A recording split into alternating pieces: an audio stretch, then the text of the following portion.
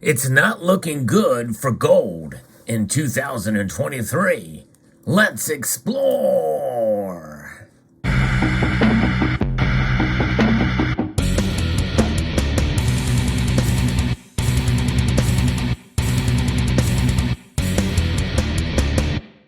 There is growing sentiment for bullish prices for gold come next year. As I record this video, gold is actually down slightly. However, most people feel gold is going to go up. I'm one of those that is actually bullish on gold for next year too. But there's an analyst that says otherwise in their 2023 outlook, at least for most of the year. So we're going to take a look and see exactly what this is about from this article from Kitco. After a difficult year filled with challenging headwinds, the gold market is ending this year on an upswing, roughly neutral territory, around $1,800 an ounce. We're very close to it now. The precious metal is looking to end the year down less than 2%, which would make it one of the best performing assets just behind the US dollar. While bullish sentiment is building in the marketplace, some analysts are warning investors that they will need to be patient in 2023. In fact, that really should be the advice for us with silver too. We should be patient in the coming year. Really, we should be patient in every year because you never know. It's just going to take a while.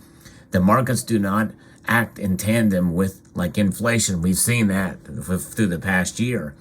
They do not act and react the way that we think they should with regards to inflation.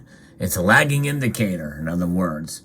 Conditions that weighed on gold through most of the year, mainly the Federal Reserve's aggressive monetary policy stance, could remain in place through at least the first half of 2023. And when you think about it, it does make sense as we are expecting more rate hikes, although they'd be more probably done with the 3/4 point rate hikes. We very well could see another few half-point rate hikes and maybe a 1/4 point rate hike or a combination thereof. In its last monetary policy for the year, the Federal Reserve forecasted the Fed funds rate peaking above 5% in 2023. The central bank's updated forecast capped a year that saw the most aggressive tightening cycle since 1981, although it pales in comparison as inflation rose to a more than 40-year high. Although inflation has come down from its summer highs, and by the way, that's really not an accurate statement. It's been rising. It's just been rising at a lower pace. And that's really the thing that a lot of people, the media and the way they kind of portray this information, they portray it as it's going down, but it's just rising less.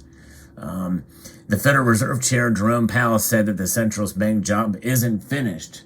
What do they want to do? They want to get it back down to 2%, which is still inflation, but at least it's at a lower rate.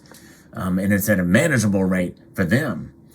We're not at a restrictive enough stance, even with today's move. We'll get to that point, and then the question will be, how long do we stay there? And where is the strong view on the committee that we'll need to stay there until we're really confident that inflation is coming down in a sustained way? And we think that that will be some time. This is a quote from Jerome Powell on his press conference.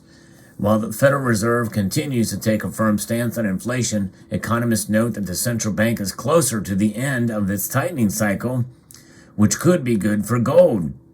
In fact, some of us feel that they'll probably either stop raising rates and or pivot in the coming year, and maybe even sooner than what they forecast, because the economy is fragile right now. There's a lot of things working against some of these conditions in markets. I mean, the fact that, oil prices are down and gas prices are going down, they're still much higher than they were before, and people are happy. The thing is about it is, it's like one of those things what Klaus Schwab said in the World Economic Forum: you will own nothing and be happy.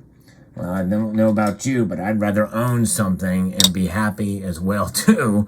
But nonetheless, when you take that into account, you will own nothing and be happy. That means you'll be okay with higher prices and be happy too.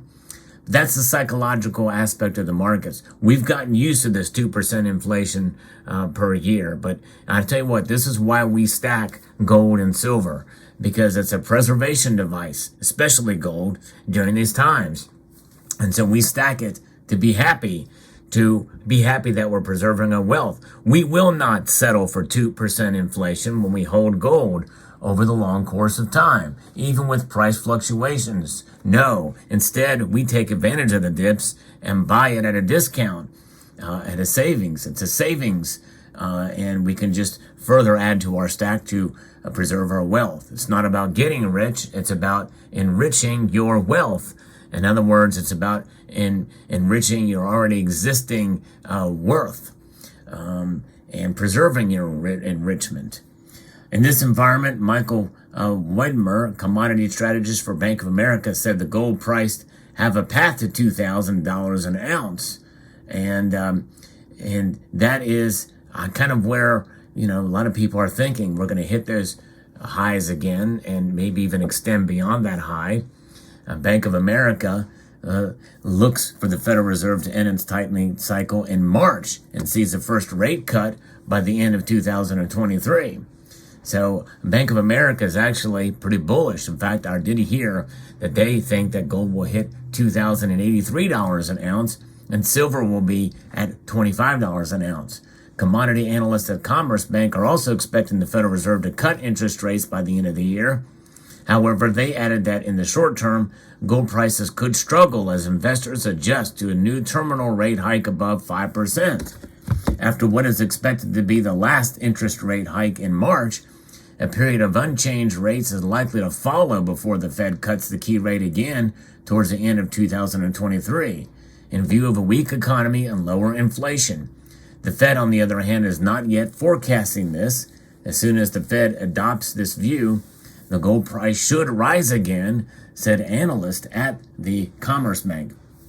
This should be the case in the second half of the year, because by then inflation will have fallen far enough and the U.S. economy will have been in recession since the beginning of the year.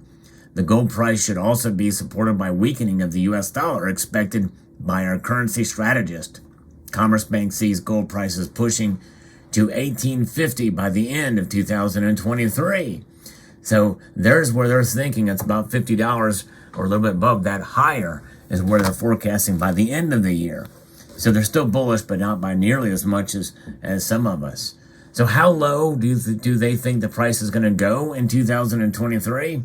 Well, although the Federal Reserve is slowing the pace of rate hikes, it will continue to tighten its monetary policy in the new year, at least through the spring, limiting investor interest in gold.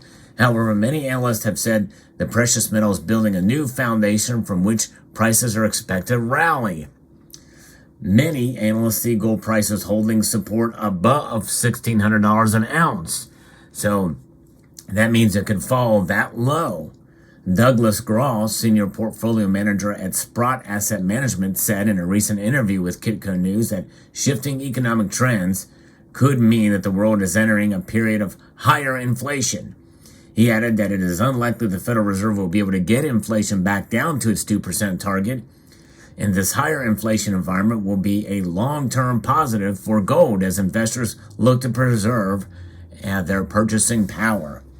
Grow explained that the global energy transition, which is driving demand for raw commodities like copper, and nations developing their own domestic supply chains will keep consumer prices elevated for the foreseeable future. The geopolitical environment has changed, and we are going to see the globalization trend reverse in the next few years, bringing manufacturing back to the West, and the global energy transition won't be resolved in 2023. It's going to take a lot of money to address these issues, and that is going to keep inflation elevated for the next few years. TD Securities is among the most bearish on gold in 2023. The Canadian bank sees the precious metal falling to $15.75 by the first quarter of next year. Now, I don't know about you, but for me, that's welcome news because I'm going to still get some more of it if I can. However, the bank sees gold prices rallying back to $1,800 an ounce by the end of the year, and it sees prices rising to $1,900 by the end of 2024. Now, there are some of us who think that it's going to go even higher than that next year in 2023. The very strong probability that rates will drop considerably before the 2% inflation target is reached should prompt many investors to buy gold to compensate for the lack of meaningful real returns across much of the Treasury curve. And inflation remains positive for gold in 2023 because I don't think it's going to be stubborn. I think it's going to be with us for a while. Along with the Bank of America, Saxo Bank is one of the most optimistic on gold ahead of the new year. Ole Hansen, head of commodity strategists at the Danish bank, said he doesn't expect the Federal Reserve to bring inflation under control. And I'm of the mind that I don't think they're going to either. I think it's only a matter of time before we see fuel prices, by the way, go back up again, especially with heating oil and the like that's happening in Western Europe and also in the Eastern United States. Although inflation is expected to be down from the 2022 highs, it's still likely to remain elevated through 2023. The risk of recession and the FOMC hiking into economic weakness, potentially without succeeding in getting inflation under control, continues to strengthen the upside risk for investment metals in 2023. The Federal Reserve sees core inflation rising 3.5% in 2023, which is relatively in line with consensus estimates ranging between 3 and 4%. That's on top of starting to peak to highs in late 2021 and into 2022. So, we're talking 7-8%. And the preliminary estimate, the University of Michigan reported that consumers see inflation rising 4.6% next year. Pre-COVID inflation was well below 2%.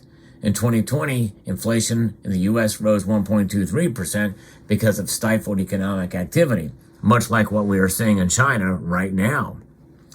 Analysts have said that an optimistic scenario for gold would be if the Federal Reserve and other central banks raise their inflation target. And that's just it. In spite of all this, we know that there's a lot of gold that central banks are buying, and they're going to continue to do that next year. And I think that's going to weigh on the supply and demand calculus that could continue to push prices up for the metal, which is why I don't agree with this assessment. I think it's going to rise, but hey, we'll see. It could be right. We could see it continue to fall. It's happened before. Stay tuned for my gold prediction coming soon. Let me know what your thoughts are about this particular story in the comment section below. Gold, the metal to buy, the metal that maintains its value no matter what, through all sorts of problems and situations.